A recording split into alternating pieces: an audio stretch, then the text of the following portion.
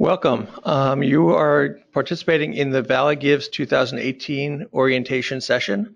My name is Michael DeChiara. I'm the coordinator for Valley Gives. Thank you for joining us. This session should probably take about an hour. It is jam-packed with lots of information. Hopefully it is interesting, but why don't we get going? So what we will cover today, we're going to cover some highlights from last year from Valley Gives 2017. Just review what the updated goals are for Valley Gives 2018. Talk a little bit about organizational eligibility, the registration process, developing your profile pages for your organizations, going over prizes, which are a little bit different from last year, reviewing the training schedule, going through the donation process, and any other next steps following this orientation. So just to begin, why a mandatory training? Really, it's to take a moment to review what's new and also what's the same from last year for those of you who have participated, and for those people who are with organizations who are participating for the first time, just to understand what the process is. So as I said, we'll talk about eligibility, understanding the process of Valley Gives and what that looks like, discuss trainings, prizes, and most importantly, understanding the rules to participate. So just looking back on 2017, the question really is about Valley Gives. Does it make a difference?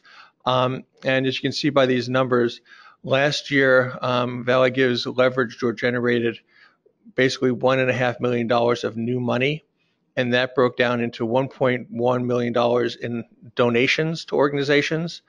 There was $54,000 that was raised by donors who covered the processing fees, which is the credit card fees and the Kimbia platform fees, and then matching grants that were generated offline. So the challenge grants that then people donated against. A total of 17,412 online donations occurred. So clearly Valley Gives has an impact and really is helping nonprofits up and down the valley. In terms of the donor statistics, we had 9,367 donors. Those are unique individuals. 2,811 identified as being new. This is important, as many of you know, because it really is a pipeline of bringing in new people who you can build relationships with and who can learn to understand why the work you're doing is so important. 27.5% of the donors from last year were under 40, also important in terms of bringing in new people. And then you see the breakdown by gender. Historically, it has always been the majority of people who are women who participate in Valley Gives. The average donation amount was $61, and for donations over 1,000, there was 104. I point this out because looking at the numbers over the course of years, Valley Gives really is a low dollar event. It's not a large donation, although, you know, if you can get large donations, but this tends to be trying to get more people with modest donations engaged. And it's helpful to think about it in that way as you build your outreach strategy. So where did the donations come from? Last year, we got 100%, 69 of the 69 towns and cities in the Pioneer Valley participated. There were an additional 200 Massachusetts cities and towns outside the Pioneer Valley who participated. So 70% of the entire state had a donation coming from a town or city. There were also 28 states, including Washington, D.C., Puerto Rico, and overseas military bases, and 13 countries. So one thing to think about for people who are new to Valley Gives is this is an opportunity to really work in developing networks beyond just the Pioneer Valley. Friends, grandparents, people who have experienced your services and moved away, etc. It truly is a global event. Participating organizations, the breakdown locally, there was 407 nonprofit organizations or equivalents that participated. There were 72 from Franklin County, 149 from Hamden, 171 from Hampshire, and then 15 who have their main office outside of the Pioneer Valley, but who provide services in the Pioneer Valley. In terms of the organizational statistics, so you all, the average donation was 43 donations per organization, and that amount was on average $2,862 for each organization that participated in Valley Gives. Importantly, 370 organizations of the 407, so the vast majority, had a donor who identified as new to the organization. So one of the things that we've prioritized in Valley Gives is trying to get new donors, and clearly that's been working, and it's helpful in terms of continuing to build a pipeline of donors for your organizations. The other thing we focus on is matches, as we understand that matches really motivate donor giving. 132 organizations had a match last year, and 98 in total met their match amount that they were shooting for. So switching from 2007 to 2018, we've got two goals this year. These two are carried over from last year. Last year we had three. The first one is to increase the breadth of participation, which is really the distribution of donors, to expand philanthropy across the Pioneer Valley. And the idea is really a shift from defining success from additional money to the breadth of participation so that more people in more places know about your organizations and are supporting you, building a broader base. And then to continue to attract high level of new participating donors, so that new donor idea to a particular organization. And as we know, new donors really contribute to long-term sustainability. In years past, we used to count it as new donors to the platform, whether Razoo in years past. And this is really, we've shifted the focus to new donors to the organization. So in terms of eligibility for organizations who are new to Valley Gives, there's two ways that an organization is eligible. One is that you have your primary office located in any of the three counties of Pioneer Valley, Hampden, Hampshire, or Franklin counties, and that you serve a population in one of these counties. That's the one option. The other option is that your primary office is located outside of the Pioneer Valley, but that you're actively serving a population in one of the three counties. And actively is really the important thing here, that what we're trying to do is support the nonprofits that are serving the population that lives here. So if there was a Boston-based organization, for example, who wanted to begin work in the Pioneer Valley, they would not be eligible. But if there's a Boston-based organization that has well-established services that are serving people in the Pioneer Valley, they would be eligible. In terms of organization type, there's several different types of organizations that can participate in Valley Gives. By far, the majority are 501c3 organizations. And in terms of registration processes, that's the easiest. We'll get into that in a little while. We also have historically had fiscally sponsored organizations or groups participate, and we've expanded this a little bit further this year. I'll get into that in a moment. Also, if organizations or projects or chapters of a larger umbrella organization, 501c3, so if you're a freestanding program, but that you're part of a larger organization, you can participate as your project. Religious organizations or churches that work under the umbrella of a 501c3 organization, and then public schools that have a NCES number, which is a nationally assigned number for public schools. So those are the different types of organizations that can participate.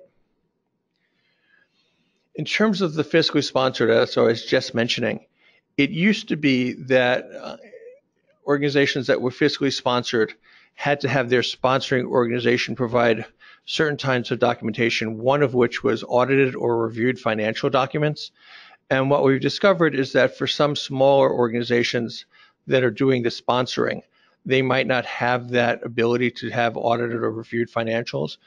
So what we've allowed this year is for organizations who are fiscally sponsored and can't meet that level of documentation to partially participate, meaning that they can provide, their sponsoring organizations can provide compiled financials or a 990, as well as a balance sheet and a profit and loss statement. You'll see it says fully participate and partially participate. Organizations that can provide the audited and financials from their fiscally sponsoring organization can receive both donations from donors and prizes from the community foundation. For organizations that are just partially participating, where they meet the lower bar of documentation, they will receive only donations from donors, but they won't be eligible for prizes. The reason is that prizes in the back end are really grants from the community foundation, and the foundation is required to have that higher level of documentation to create a grant for an organization. But we're very excited about this because it really opens things up to smaller organizations that are fiscally sponsored in many ways. So this is a nice development. In terms of Kimbia, this is our second year of using Kimbia. It is the vendor that runs the Valley Gives website, the one that donors go to and actually do the donation transactions. As part of Kimbia, each organization, as we'll discuss later, gets its own page to receive public donations and to engage donors. And Kimbia is the vehicle through which the donations are accepted and processed. The one thing that Kimbia does not do is they do not provide customer support. That really will be going through the Community Foundation as we did last year. And leading up to Valley Gives Day and then during, whether it's email or phone, we are here to serve and answer your questions as best we can. So things to consider before registering. For those of you who have been through the registration process, this is a reminder. For those who are new to it, hopefully it is helpful. Figuring out what type of organization you are. Our experience is that if there's confusion, it tends to be here in this question. And if you're confused, you can always call us or email us to get some guidance. If you're a 501c3, it's pretty straightforward. But we've learned that if you're fiscally sponsored or if you're a church working under a 501c3, for example, it's not always clear what type of organization you are. For all organizations, the question is who will be your contact? There should be one contact for Valley Gives or at least one email address, and you'll have to figure out what that is. If your organization participated in Valley Gives last year, the question would be, is the contact from last year still around? Is the email still good? You can change the email this year if it doesn't work, but it's one of those things just to think about before you start the registration process. If the person who was coordinating it all last year is no longer around, it's a conversation to be had. In terms of documentation, some of the things, this is all also on our website, and you can download this presentation as a PDF. But the documentation you would want to have is for 501c3 organizations, your GuideStar profile, which is at guidestar.org, and they're receptacle for all nonprofits in the country. So every organization should have a profile, which is basically a URL.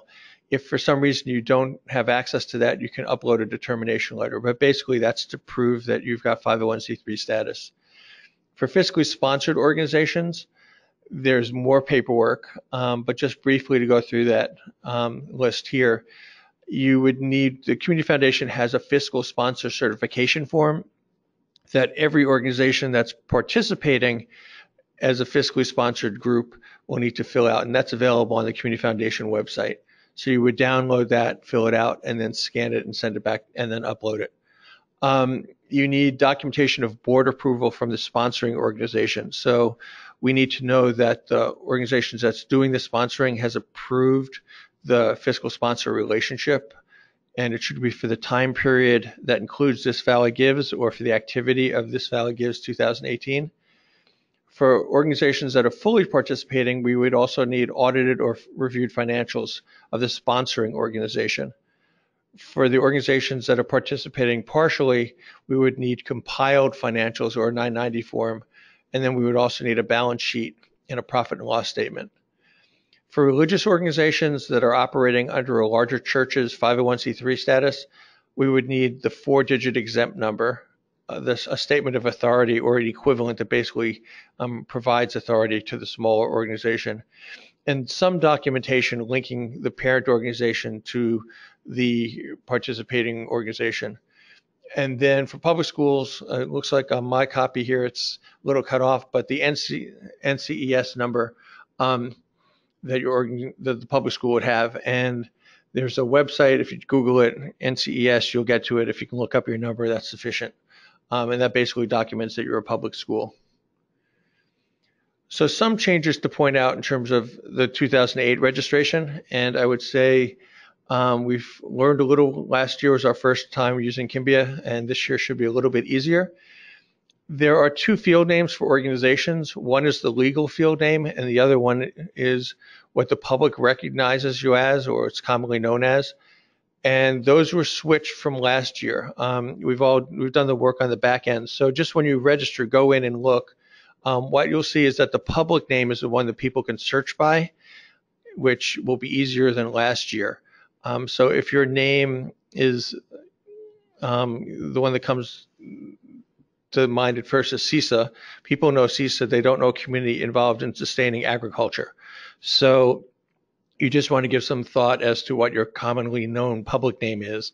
Your legal name will be found in your determination letter or on the GuideStar.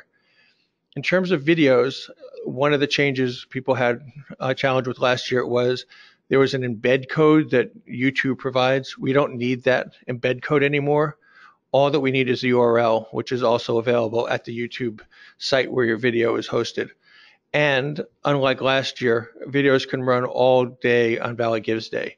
So you can post it and promote your videos before Valley Gives Day and all through the day. The organization budget size, you just need to put in your budget amount, and then the foundation along with Kimbia will do the calculations. What we have had is a breakout of small, medium, and large size budget organizations.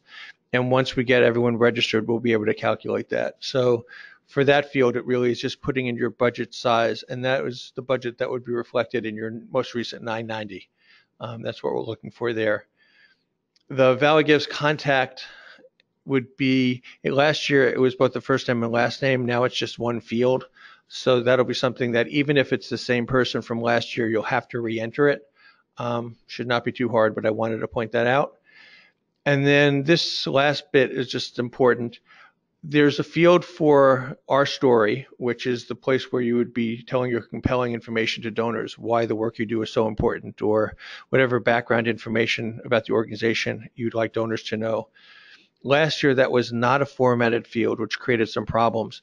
This year, sometime in the middle of January, Kimbia will be updating all of its text fields, meaning that there'll be some basic formatting buttons similar to Word, where you can bold and underline and create paragraphs, etc.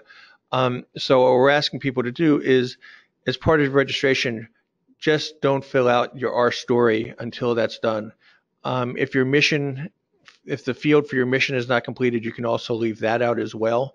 And we will send out to everybody who's registered an email saying the text fields have been updated from Kimbia when that occurs, so that you will know. So moving to the profile page and registration. Today is January 4th, so registration opened this morning. And the link for registering can be found at this URL, communityfoundation.org/valleygives. The one thing I wanted to point out, there's also a PDF that's available. So if you want to either share the PDF with other people, so for example, if you're registering but you don't know the financial information, this might be a helpful tool. You can download it and then you just hand it to someone or email, but it'll give you all the information that we're asking for in the registration process. You can start the registration process and save it at any time, which I'll go into in a minute. So the steps for registering, this is a little bit different from last year. As I said, last year was the first year we used Kimbia. So there's many of the organizations, the 407 who participated last year, are already partially in the system. So what we want to do is when you click on that link that I just spoke about, you'll be sent to this page where it's a profile lookup, and you'll see where the green arrow goes, there's a search bar. What we are asking organizations to do is search preferably by EIN number, since that's unique, but you can also search by organization name or the contact email. And the idea here is that we want to avoid duplication of records. So if you can find your organization, it'll pop up after you do the search and find, and you just click into your organizational record. Records from last year have been cleaned out of some of the information, but the organization name, contact email, etc. are still there, so you can see it and edit if need be. If you're new to Valley Gives and have not found yourself in the search, there's a link that you'll see on the profile page where you can just go to a new registration field and start fresh. And again, we would just encourage everybody to search by EIN to make sure that we're not creating duplicates. We've already found 8 from last year that somehow got through. The cleaner the system is, the better for everybody. So at the end of the registration process, there's 2 agreements that we're asking that were there last year. One is from Kimbia, which is basically understanding how Kimbia works. The second one is from the Community Foundation. And really it's about just agreeing to the fact that to the best of your ability, you'll provide accurate information about your organization, and you'll encourage your donors to provide accurate information about themselves. This is important because there's prizes that are based on it, and we're really counting on the honor system. And secondarily, that we're asking people to, there's a competitive component of this, although we want all the nonprofits to benefit when you're competing for prizes, et cetera. That it's with a sense of fairness and good intent, and that we're trying to raise all the boats in the valley. And unfortunately, just reserving the right at the end there that the Community Foundation reserves the right to withhold or retract prizes if for some reason we determine that either the information was inaccurate or the sense of competition was just not what it should be. So that's the end of the registration form. Finally, I think in terms of registration, there are 4 stages that organizations go through. And in all truth, we're not sure if you actually see this or not. We're waiting to find out, but I wanted to point it out because it's helpful.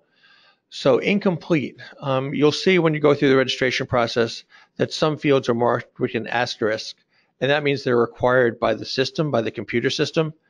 So for example, contact name is required. So if you start your registration form and save it, your status would be incomplete because you didn't complete all the required fields that have the asterisk. Now, what's important is that even if you complete all the asterisks, there's still additional information on the registration form that's not technically required with an asterisk, but it's required by the Community Foundation. So there are a lot of, as we talked about, documents that have to get uploaded. Because all organizations have their own particular situation, we can't require those fields, but in terms of having an asterisk, but we do require them in terms of the process. So although it's a little confusing, you should know that even if you're complete, you may not have all your required documentation uploaded to us. Pending is when you've got everything filled in and uploaded as the Community Foundation requires, and then we're reviewing it, both ourselves and Kimbia, to make sure that everything's in order. We're required just to double check the nonprofit status and the financials, et cetera. And then finally, getting to the approved status, which when you're approved, you'll get an email from us saying, congratulations, you've been approved. And at that point, the registration is complete, and you can then move on to filling out any additional information on your profile page. So as I said, after you register, both Community Foundation and Kimbia will review all the registrations for completeness. We might follow up if we have questions. And I would encourage you, if you have questions during the registration process, to either call or email us. But as I mentioned, you will get a confirmation email, so it will be very clear when you've been approved and when you were officially registered. So one of the things that we discovered last year was a little confusing, and we've tried to make this a little bit easier. But if you think about the registration page, it's one web page, and it serves 3 purposes. So if you're new to Valley Gives and you're registering the first time, you would go to that registration page. That would be the page that you fill out. If you've previously participated in Valley Gives last year and you're just updating your registration, so you went to the search that we talked about by EIN number or organization name, and you found yourself, you clicked on the organization, when the page opens up, you'd be at the registration page, but you would have your organization's information partially in there. And then finally, in either of those cases, once you've completed the registration process, and you're going to put in pictures or update your logo or change the compelling information about your organization, you'll be doing that on the same page. So the information is basically the holding place for what the public will see. So for example, your organization name, you'll put that in here as part of your registration. It'll show up on your profile page on the web, but this is the back end of where all the information is kept for your organization. So in short, same page, 3 purposes. If you get there, don't be confused, you're at the right place. So the public profile page, This is the web page. It has its own unique URL, meaning web address, that you can send donors to before or during Valley Gives, either in emails. You can add it to your website. You can put it in social media. You're able to add up to 3 images, 1 video, and as we talked about, that can run on Valley Gives Day. It'll have a built-in link to GuideStar. So if people want some additional information about your organization, whether it's looking at your 990s or whatever GuideStar can provide based on what you uploaded, it'll be there. And then as we talked about, it is a field for telling your compelling story. And again, just a reminder to hold off on doing the story until probably the second half of January. The one thing to mention, which we don't particularly like, but we're stuck with, is that the donation levels for all organizations are the same. The Community Foundation sets them, and they'll be for all organizations. It really is not a best practice in terms of fundraising, but it's a constraint that we have with the Kimbia website. And this is just a picture. This is from last year's Valley Gives, and you'll see that the organization name is Test One. There's a logo there underneath. There's information with links. It's a little hard to see, but it'll have your website, your contact information, any connections. If you have Facebook, Twitter, those icons, if you click on them, will put you right to your Facebook page, your Twitter account, or your other social media. So this is basically, and the information from the registration page is what populates this page. So getting back to that 1 page, 3 purposes concept, you put all the information on the registration page, and then it shows up here. So you can edit there, and then it can populates here. One thing I wanted to just mention, which was confusing last year, and I'll just go back to this for a second.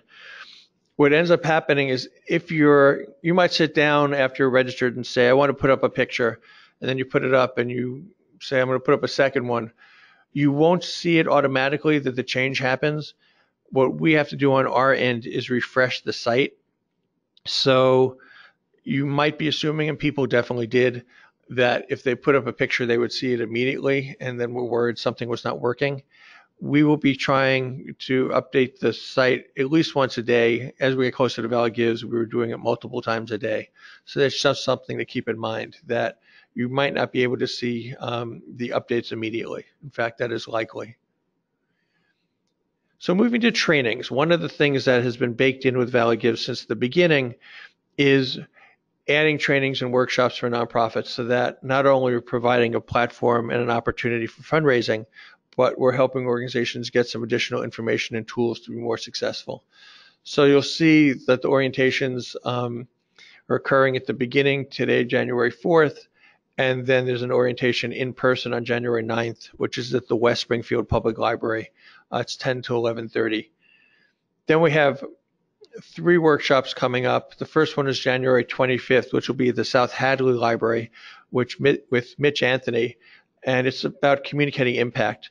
Mitch has been working for decades on marketing and branding and communications issues, and this is really focused. We put it at the beginning of the Valley Gives process so that as you're trying to figure out how you can explain and message how important the work is that your organization does, this might be a session where communicating the impact is helpful to that.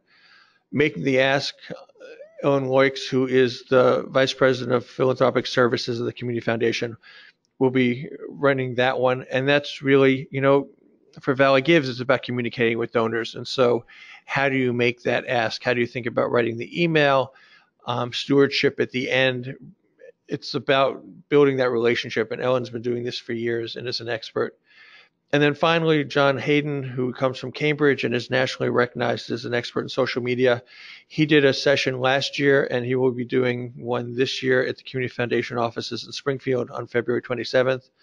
He'll be reviewing not only some of the basics that some of you might have seen, but also, as we all know, technology changes rapidly. So he'll be talking this year about new changes and also different strategies in light of Valley Gives. And it was well received last year. I encourage everyone to participate if you can. Then there's 2 more trainings towards the end, one with Kimbia, which is the mechanics of the profile pages.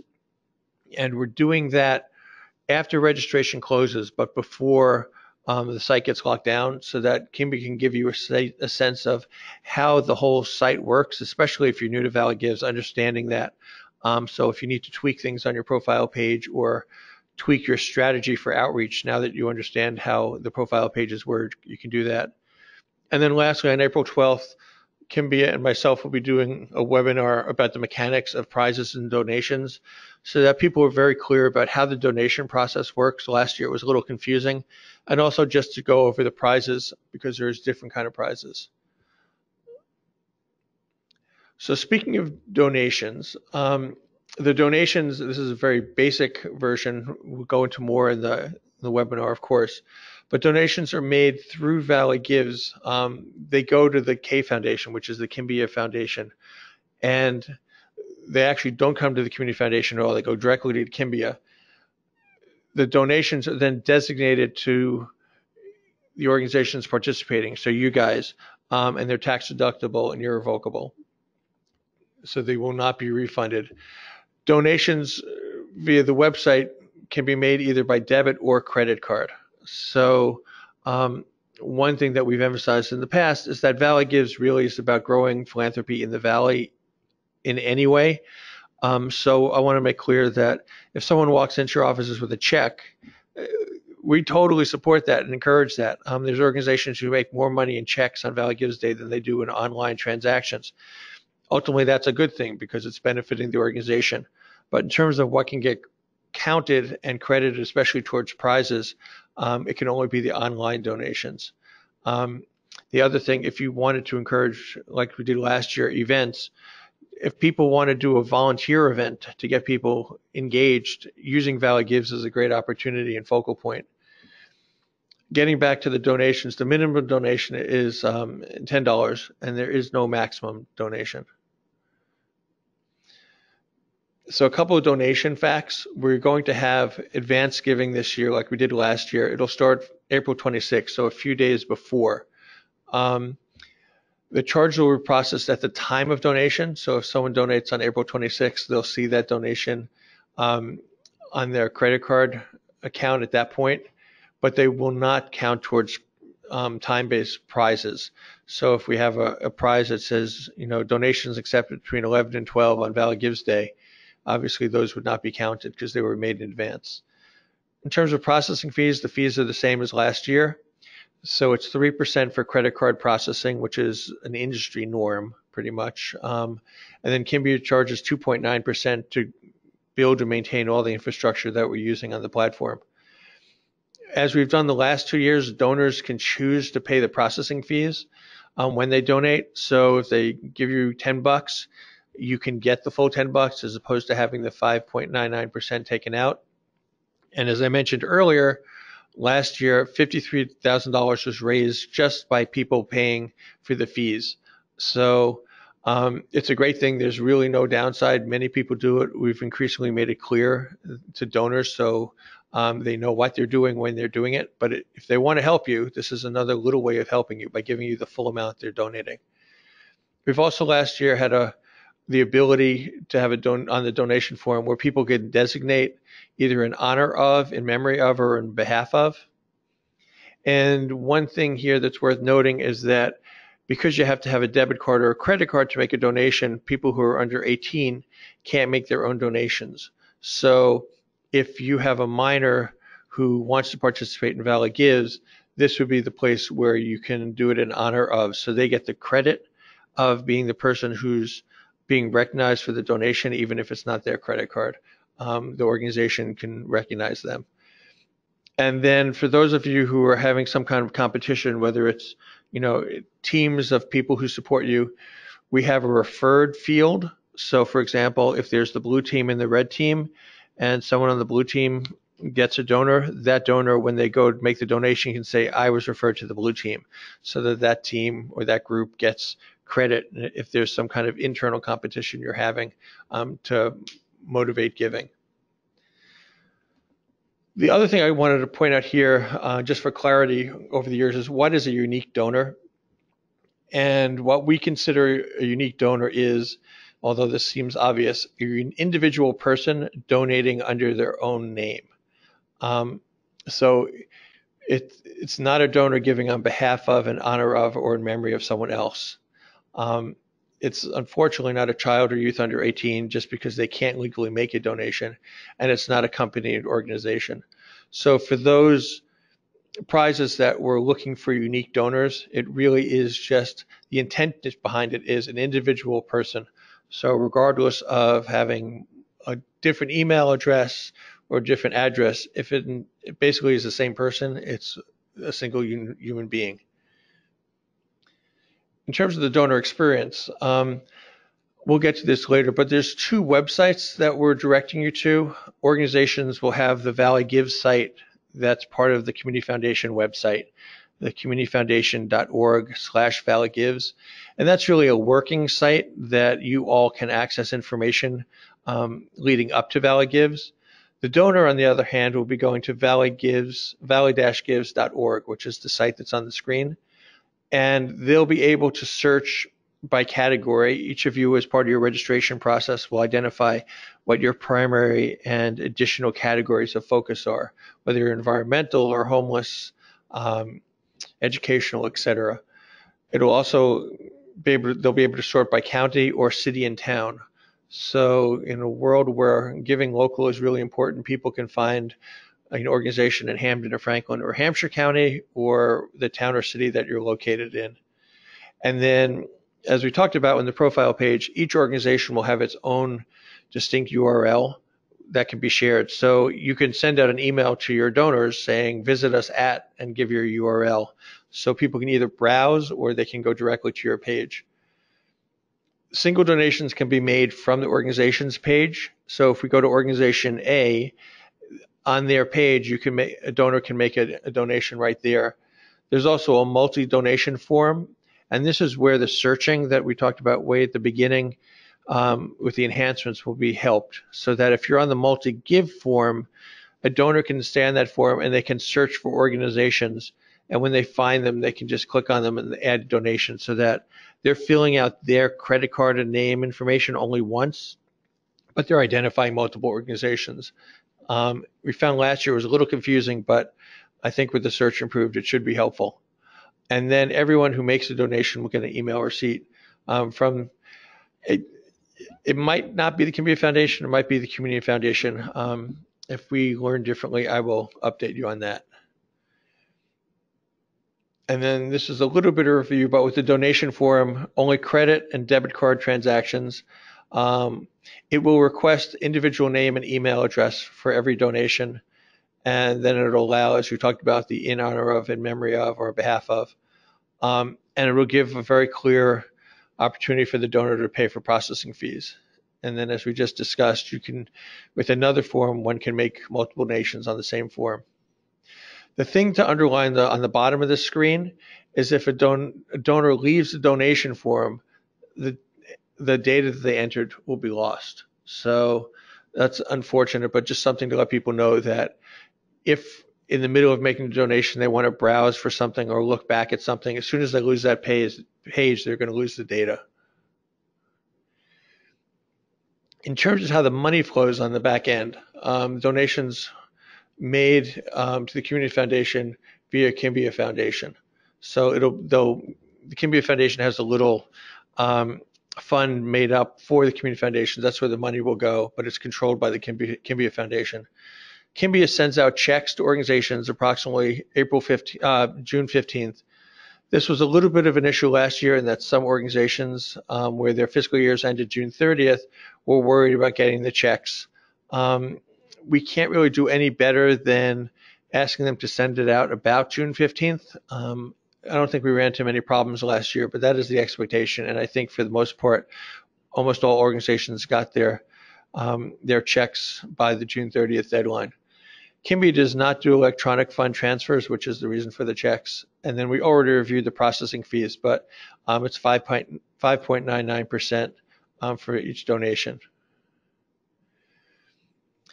Matching gifts. We talked about this earlier. It really is a motivator for people's giving.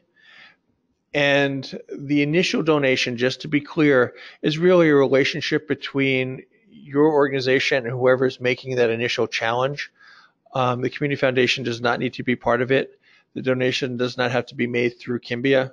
So if someone says, I want to make a $5,000 challenge match, what you do is you go onto your registration page, you make sure that you say, yes, we have a matching gift, and then you put in the $5,000. That $5,000 does not have to be made on Kimbia. It really is an honor system. And it's on your organization to make sure that you can collect it. Basically, you're saying to the other donors, we have someone or some people who are backing up this $5,000 pledge, and if you raise that money, they'll match it. So that's something that is really done between you and that initial donor or donors. The activation for matching gifts will be on May 1st. So that's when it'll be. So if there's advanced givings won't go towards that match. And we every year since previously, we've had matching prizes where an organization meets their match goal, and we've changed it a little bit this year. So what we're going to have it be this year is that organization must have a match of between $1,000 and $5,000, and only small and medium budget organizations that meet their match will be entered into a prize. And what that means is if you're a small or medium organization, you have a match of $2,000, you put it in, you get donations up to that $2,000, your organization will then be part of a raffle. And if your organization gets pulled in the raffle, the community foundation will match the amount of your original match. So in this example, $2,000 will be matched. So ultimately, at the end of the day, that example organization will have raised $6,000 if they win the matching prize. As I mentioned here, this is part from the registration form. If you have a matching gift, you want to make sure that on the left, you say yes when you have a number in the matching funds available. Now, when you register, you might not have a matching fund set up, so that's fine. You can just say no and leave it 0. But once you get going, maybe a month into it, someone will get a matching gift, and at that point, if you go in and update your records, you want to make sure that you say yes for matching funds, and then you put the dollar amount in right there. So shifting to prizes. Prizes are one of those things that we're constantly changing and are there both to help the organizations and also to motivate giving. So we have a lot of different kinds of prizes. Some are for specific accomplishments. So looking at the match we just talked about, that's an accomplishment. If you have a match goal and you reach it, that's accomplishing something, and then you get entered into a raffle to win the match prize. Others are based on time periods and when donations are made. What we recommend is that you look at the prize pool listings and figure out which ones to focus on. There's no way any organization can really strategize on all of them. So the idea is to think about what's best to align with your organization's abilities and or goals. And we can see that in a minute. So there's 2 sheets here, the next 2 with the prizes, and I'll just briefly go through them. You can download this whole list if you want, but these are some of the achievement ones. So donors across towns and cities. What we wanted to do here, speaking to the initial goals, is to try to have organizations get donations from the most towns and cities in the Pioneer Valley. And this is going to be limited to small and medium-sized organizations. Then the most new donors, as we talked about earlier, and this is where the honor system comes in, that when people donate, they can designate if they're a new donor or not to your organization. The organizations that have the most new donors will win a prize. And there's first, second, and third prizes, and again, for small and medium organizations. For new organizations that have not participated in Valley Gives, we're going to have a similar prize, but since it's not new donors, it's just the most unique donors that your organizations will have acquired in your first Valley Gives. And again, it's open to small and medium-sized organizations with first, second, and third prize being awarded. Donors by decade, we did this last year. The idea here is really to spread the age brackets of donors, with the idea being that we want people to figure out how to get to younger donors. So if you think about the decades being 20s, 30s, 40s, 50s, 60s, 70s, 80s, that organizations, in order to be entered into a pool, there'll be one prize for small organizations and one prize for medium organizations. In order to be entered into the pool, you have to have a donor from at least 4 of those decades. and you need one donor from each of the under 40 categories. So you need a donor from your 20s and 30s, and then you'd be eligible into the raffle. And then, as we discussed earlier, the match prize raffle, where if you are a small or medium organization and you meet your match goal, which is between $1,000 and $5,000, you'll be entered into a random raffle, and then if selected, the community foundation will match your match amount. I don't want to spend too much time in here. This is more straightforward, but these are all prizes around times, and they're a little different in the sense that last year and years prior, it was when donations were received. There was golden tickets and power hours, and these are a little bit more nuanced. For example, if you look at the 10-minute rush, all $25 or greater donations received in a 10-minute period between 10:30 and 10:40 a.m. will be entered into a raffle for a prize. One prize, any organization, $5,000. So if you want to motivate people to make a donation, doing it between 10:30 and 10:40 a.m. on Valley Gives Day would be not a bad idea. Similar kind of thing would be the lunchtime donations, where any organizations, this is the line right below, organizations that get 10 more donations between 12 o'clock and 2 o'clock on Valley Gives Day will be entered into a prize, and the selected donation will add $5,000 for that organization. So we've tried to do it a little bit differently from last year. I would just encourage you to look at this, and if you have questions, email us.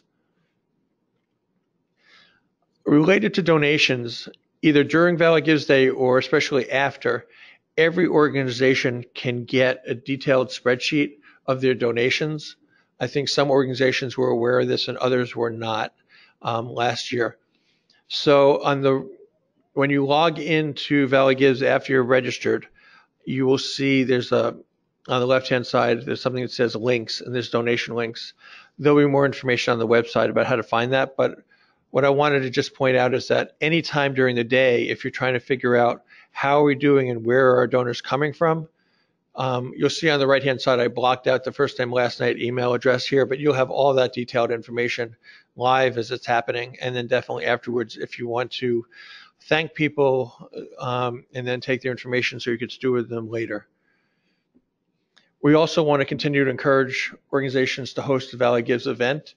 There'll be more information rolling out about this, but like as in years past, what we've ended up doing is listing Valley Gives events on the website, and we shared this with the media. I know the press has been wanting to go out in years past to visit with people, and this is a great way to make yourself known. We're encouraging people to do an event either on Valley Gives Day or before as a way of building interest and awareness. So something to think about. Last year we had shirts and other materials that we can provide, and we'll probably be doing something similar. So we're just about at the end here. So next steps. Registration opens today. You can look on the Valley Gives website, email, Facebook group, which I did not talk about, but I'll mention in a moment. Definitely register, begin customizing your profile page, consider attending your trainings, and then start planning.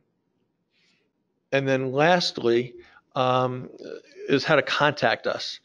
And there's a couple so the website, as I pointed out for you all, so organizations, sort of the working man's website is communityfoundation.org/valleygives. And that's where we have a lot of supportive information, instructions. If you forget how to log in, that's where that would be. The main number for the foundation is 413-732-2858. And then there's 3 emails. There's valleygives@communityfoundation.org, which we all look at, but we can all get to. So it's a shared email, and that's the one we prefer. So you can make sure that someone's looking at it in a very timely fashion. There's my email, and then Margaret Everett, who works with me on the Valley Gives staff. And then the last slide, I just want to underscore, because I was talking about different websites. This is really important, and then we'll sign off. This is the last slide. So for organizations, there's the communityfoundation.org/valleygives, and that's where we have information on prizes and trainings and rules, the link to the registration. You can get to that either from the Community Foundation homepage, there's a link, or you can just go to this URL directly. But for all of you who are doing Valley Gives, that's the place where I would suggest you'll be going to find stuff out. In contrast, the For Donors, which is the valleygives.org, valley-gives.org, that's the donor page. That really is active immediately before Valley Gives Day and during Valley Gives Day. That's the website that donors see and make donor transactions. That's where your information and your profile pages are going to live. So two different websites with very different purposes. So as you're setting up and trying to understand things, you want to be going to the communityfoundation.org/Valley Gives site. But if you're pushing donors to see about your organization, and definitely on Valley Gives, all the activity will be on valleygives.org site. And I think with that, we are wrapping up. So I would just encourage you to look for emails. As you register, we'll be sending out emails throughout the coming months. And go to the Community Foundation website for information. It's constantly changing and being uploaded. And I appreciate you taking the time and listening. And hopefully you'll have a good Valley Gives.